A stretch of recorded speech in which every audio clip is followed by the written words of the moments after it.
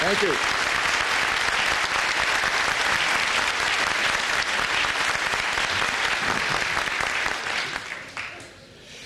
So let us begin with the most important and the most timely item, and that's Camp Ashraf and Camp Liberty. One message has to emerge from here loud and clear. I'm sure there'll be many, but one has to emerge loud and clear today, because time is running out. Time is running out for the 3,300 brave, patriotic citizens, your brothers and sisters, our brothers and sisters in seeking peace, democracy, a decent life. Time is running out for them. And it is time for the decision makers, the UN High Commission, Maliki, the Iranian regime, the Obama administration. It's really time for them to hear something that the people of Ashraf have to hear. And that is the time for words are over. The time for talking is over. The time for action has come. Let's make it clear that all of us here today stand with the people of Ashraf. We stand with them. We are not going to allow them to be oppressed.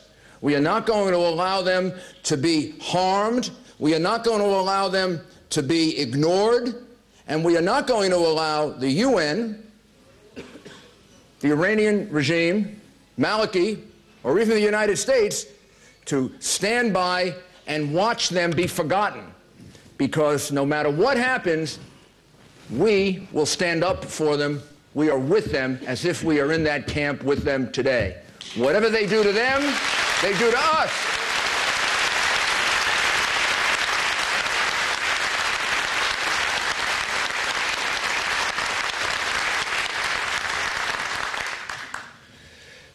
Let's review some of the facts about this new camp that they want to move these wonderful people to.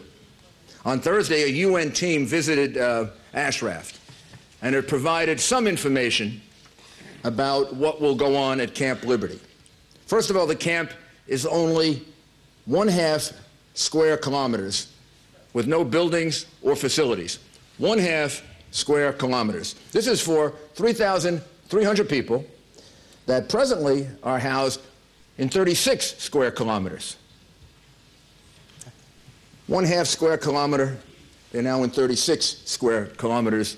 That means they are going to be crowded in an inhumane, indecent way, in a way in which they are living on top of each other and unable to have any degree of privacy or decency or even the most basic human right to dignity of your own body. This is a horrible condition.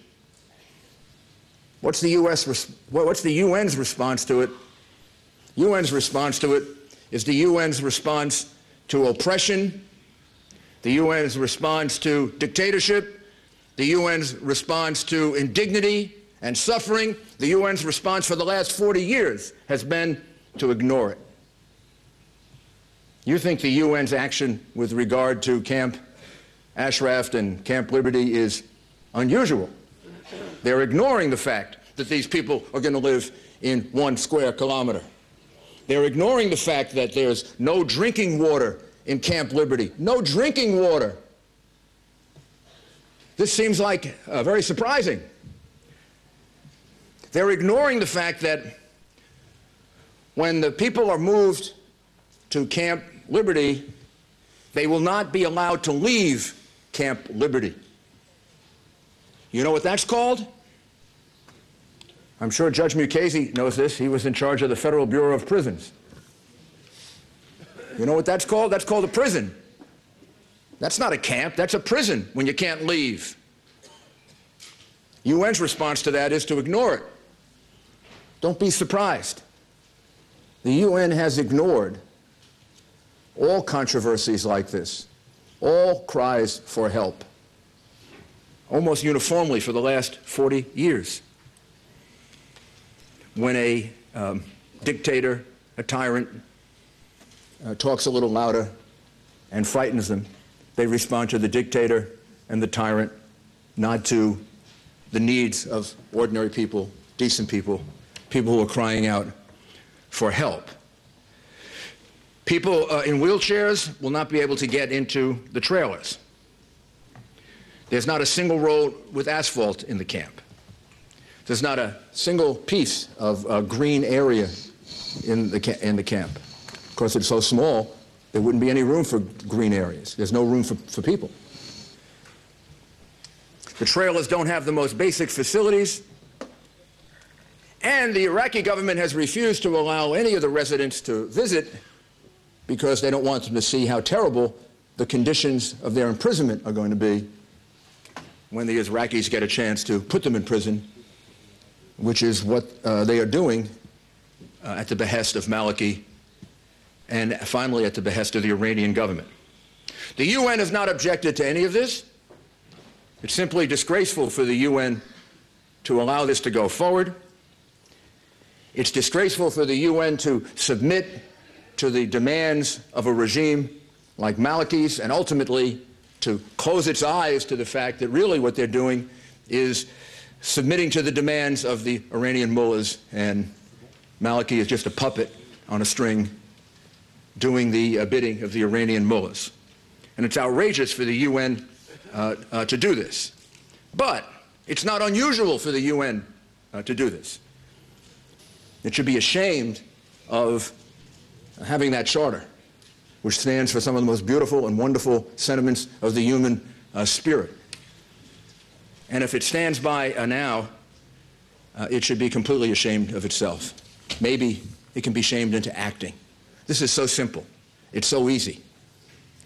People at Ashraf were promised by the American government and ultimately by the Iraqi government they'd be dealt with humanely and decently. That's not so hard. We're in the 21st century.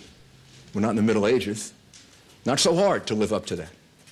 It's not so hard to have the courage if you're the UN High Commissioner on Refugees. Yeah, not just commissioner, but you're the High Commissioner. Not so hard to have the courage to stand up and say, it's inhumane, indecent, and unjust to take 3,300 people and put them in half a square kilometer. It's unjust not to give them bathroom facilities. It's unjust not to give them showers. This takes courage to do this? Or does it take just a teeny bit of human decency to do this? Like a teeny bit of human decency and just a little bit of bravery. Not much, just a little bit. The worst part of this, and I'm embarrassed to say it, is that my government stands aside and watches this. We stood up with strength.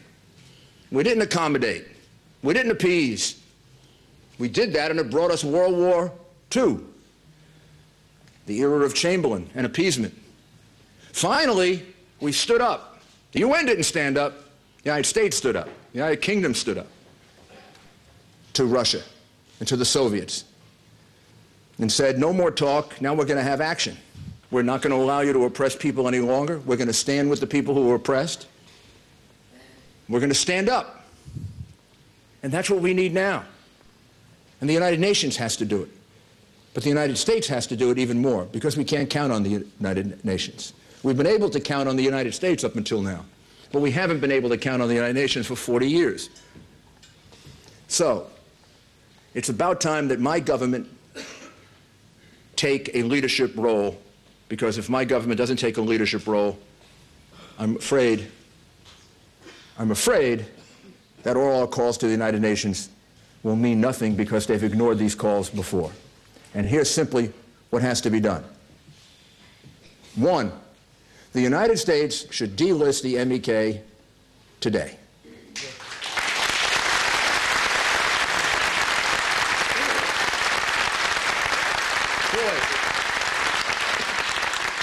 It's easy to do. It's easy to do, not hard, not precedent setting. The UK has done it. European Union has done it. Some of the people involved in originally recommending the decision say it was wrong.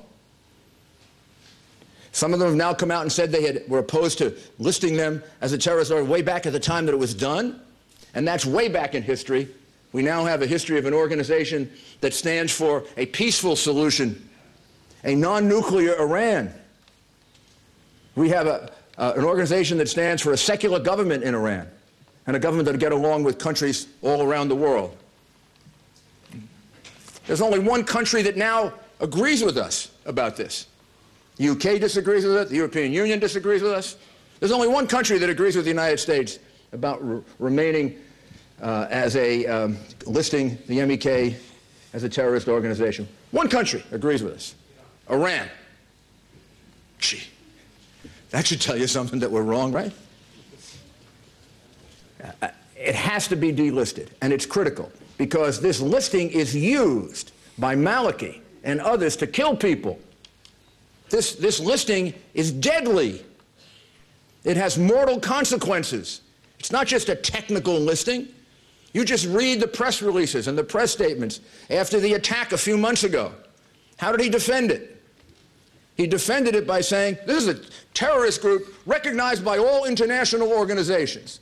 Well, of course, Maliki was lying. It's not recognized by all international organizations. In fact, it's not recognized by any international organizations but two, the United States and Iran. But it has to be delisted. That would take away this ability to oppress without people understanding the consequences of what's being done.